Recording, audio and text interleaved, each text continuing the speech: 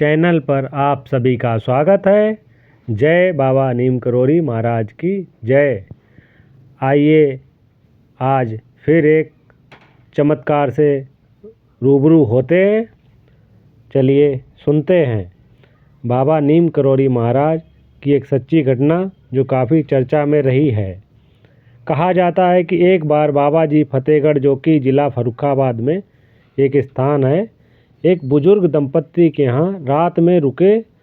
वे दंपत्ति बाबा जी के परम भक्त थे, क्योंकि बाबा जी ने अधिक समय ज़िला फर्रुखाबाद में नीम करोड़ी स्थान पर रहकर तपस्या की। इसी वजह से स्थानीय लोग बाबा जी के चमत्कारों से भली भांति परिचित थे। नीम करोड़ी स्थान पर तपस्या करने के कारण ही बाबा जी का नाम नीम करोड़ी महाराज पड़ा।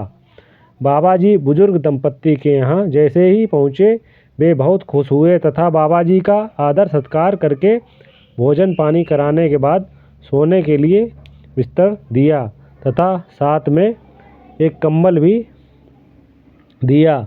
बताते चलें कि बुजुर्ग दंपत्ति का जो एक पुत्र उन दिनों दूसरे विश्व युद्ध की लड़ाई में सरहद पर था।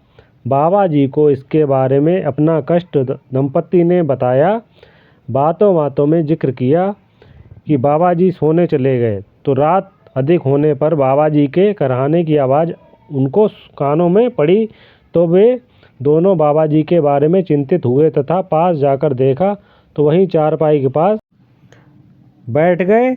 रात बीत गई। जब सुबह हुई तब बाबा जी ने जो कंबल ओढ़ा था वह बुजुर्ग दंपत्ति को वापस कर दिया और बोले कि इसे गंगा जी में प्रवाहित कर देना। बता दें कि गंगा, जो कि गंगोत्री से होकर हरिद्वार होते हुए फर्रुखाबाद ज़िले से ही होकर बहती हैं।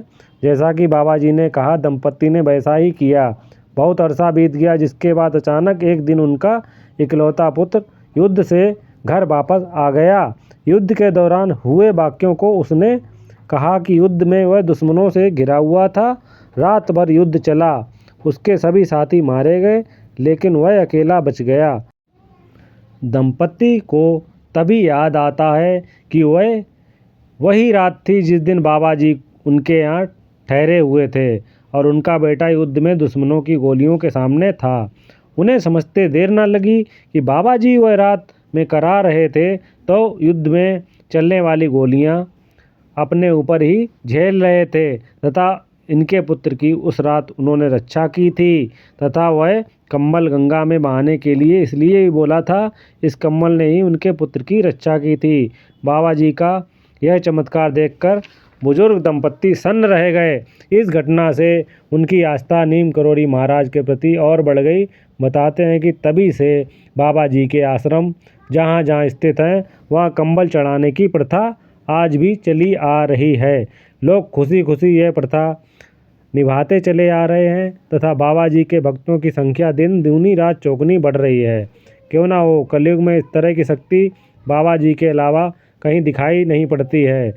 जय हो ऐसे निस्वार्थी बाबा की, जिन्होंने हमारी धरती पर परोपकार के लिए जन्म लिया। जय श्री बाबा नीम करोड़ी महाराज। और जो चैनल पर नए हैं वो चैनल को सब्सक्राइब कर लें और सच्ची घटना जो बाबा जी से जुड़ी होती हैं उन्हीं के साथ आपसे आगे मुलाकात होगी। जय श्री बाबा नीम करोड़ी महाराज।